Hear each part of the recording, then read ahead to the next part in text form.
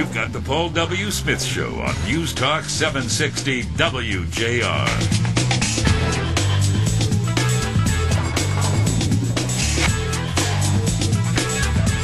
Remember, we had the husband and wife on. I don't remember exactly when it was. And the other day is my. I say that for something that was 2 days ago, or 2 years ago, or 20 years ago. I say the other day. So the other day we had Alonzo Fleming and his wife on. They wrote a book. Let's see. There was Devil's Advocate, and then Cure for Detroit was the one I think we were talking with them about on the air. And so he was listening in, and he's an opinionated guy, and we appreciate that. And he has a thought or two on the violence in the city of Detroit. All of this coming to a head, or I guess refocusing on it because it was Pastor Winans who got carjacked and beat up this time. And so that has created a lot of attention and a lot of conversation. And it's going to be interesting to hear what Alonzo Fleming has to say, because he actually was listening and called us. So I know, Alonzo, you have some thoughts that you want to share with our WJR listeners. Good morning to you. Good morning, Paul. I appreciate you having me on, too, by the way. Well, sure. You were well-spoken with your thoughts and your opinions and not afraid to say what was on your mind. So what is on your mind regarding what appears to be an explosion of criminal activity, carjacking, violence, etc., in the city of Detroit, brought to a head by such a well-known person being attacked as Pastor Winans? Well, first, you termed it exactly right, an explosion.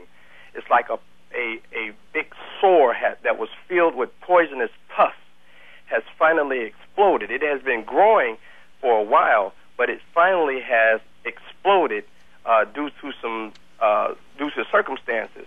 But I want to point out, Paul, first of all, that militarizing the city in any way is not going to solve the problem of the murder, the violence, the crime, and the spiritual blindness that prevails in the city.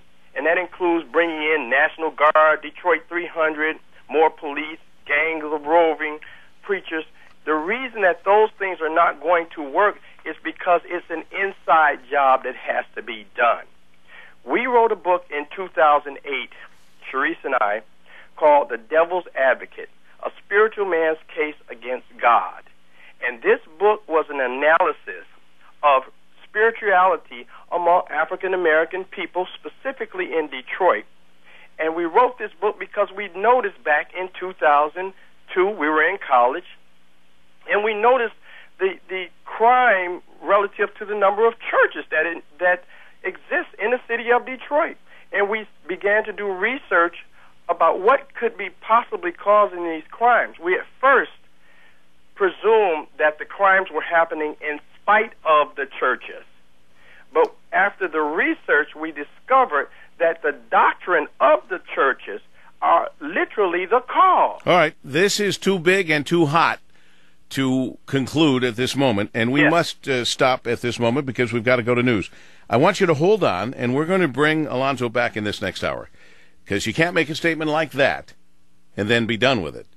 So we'll continue the conversation with Alonzo Fleming, and coming up on the Paul W. Smith Show, Governor Rick Snyder will join us right after the news here on this Friday morning edition of the Paul W. Smith Show on WJR. This is the great voice of the Great Lakes. News Talk 760 WJR, Detroit. This couldn't be just said and then left alone. Alonzo Fleming, the Detroiter who's written the book Devil's Advocate, Cure for Detroit, a whole bunch of other books. We spoke with him about Cure for Detroit. He and his straightforward, plain-speaking wife joined us the last time we talked. It is Alonzo now on the line with us, and we were talking about crime. He was listening in and heard us talking about all the uptick in crime, and brought to a head, really. Some of our listeners have been saying, there's criminal activity in Detroit and you guys are never talking about it. Well, it wasn't we weren't talking about it. It wasn't as prominent or well known on specific cases until a few that have just happened. We've got a couple of people running stores, family businesses that were murdered. We had people beat up and robbed. And then when it happened to somebody as well known as Reverend Marvin Winans at a gas station in Detroit in broad daylight, beaten up and then carjacked. Well, let's face it, that's where that white-hot spotlight goes, and we're going to take advantage of that moment to put it on the table and talk about it. But now, Alonzo, before the 8 o'clock news, you had said something about doing a study with the number of churches in an area and the amount of crime. You got to clarify that for me. Say it again and tell me what you mean. Okay, yes, thank you. Before I do, can I just take a moment to thank the governor for what he's doing, the work he's doing? You know, the governor, and I'm almost starting to talk like, the governor is a scientist. And he's a scientist, and what needs to happen in Detroit has to have a scientific approach to it. It really does. The state of Michigan, and we're loving what we're seeing. I want to say that my father was murdered in the city of Detroit. My uncle was murdered in the city of Detroit. A cousin of mine shot dead in front of his pregnant wife and children in his home in the city of Detroit. Before I was 15 years old, almost 20 of my peers shot dead, murdered, sliced, stabbed, cut, beat back. So anybody, these rascals who want to push back what the governor is doing, you know the old saying that patriotism is the last refuge of scoundrels. They're trying to argue for the democracy and all that when you have a cesspool of crime, of corruption, of spiritual blindness by the preachers.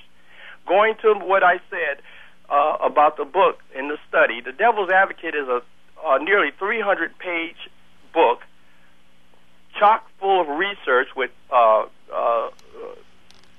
footnotes and the like, and we studied the doctrines that was coming out of these churches and trying to draw a beeline to why, in spite of the number of churches, the crime, corruption, and mismanagement, twisted thinking prevailed in the city of Detroit.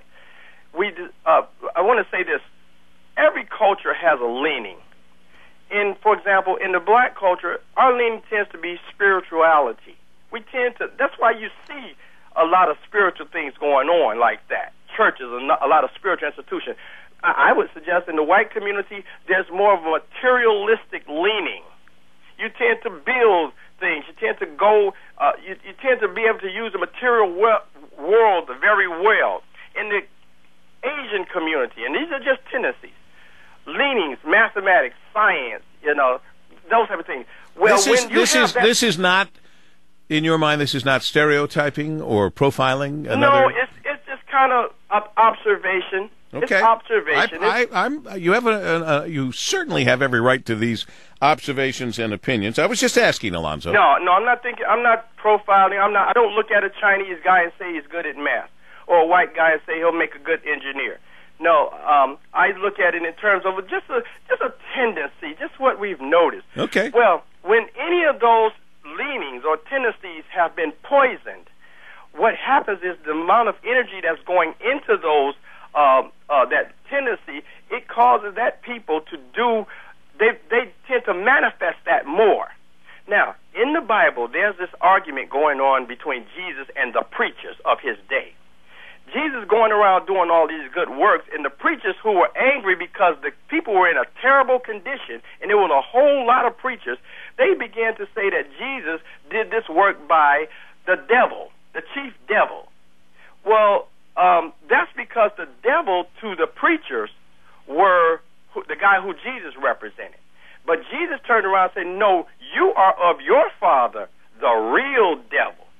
And so that's how we got the title for the book. We're saying that the doctrine of the preachers, of the institution of spirituality, is aiding and abetting the cultivation of criminality in the city of Detroit. You realize this will go over like a lead balloon with people listening to what you're saying. I'm glad, because that thing needs to sink.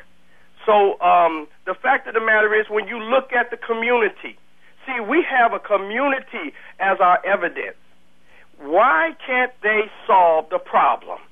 Why is it that they march and they vote and they protest and they beg and they've been praying and fasting and calling all these people? Why is it increasing?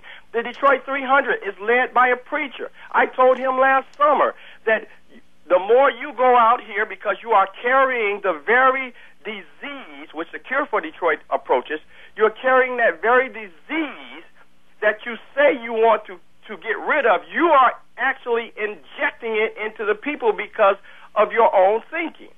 And it's very, very difficult to hear because we have never done an inside job as a people in Detroit and examined our own behavior. Example 2, when the guy was beat up at the gas station a few days ago, and his wife was also beaten. Wait, this is a different story then. Yeah, but I'm making the same point. Okay. This is a different beating. There's so many of them, I know you can get confused. But the Arab owner locked them out of the station, the victims, locked them out so that they couldn't get back in. The black media in Detroit, instead of engaging in a conversation about our own behavior, began to rally and talk about we need to get a law to force these people who are just as afraid of us as we are of each other. They want to get a law forcing these people to let them run back in the store when they're getting beat down. So the self-analysis that's necessary, the self-correction that's necessary is void in our community. All right then, Alonzo, if you're saying that it's not happening through the influence of the church, which has great influence in the community, how should it happen? How can it happen? And wrap this up. Okay, wrapping it up. Notice that the preachers are in every aspect of Detroit life. They're on the school board, the city council. They're the people. Just yesterday, Frank had a preacher who's on the police commission. They're everywhere. Their thinking is all around. What we have to do in Detroit is have a debate between thinking. We have to challenge the status quo. We can no longer afford to allow them to resist the governor, for example. What he's doing, and if the governor pulled back, what would be left?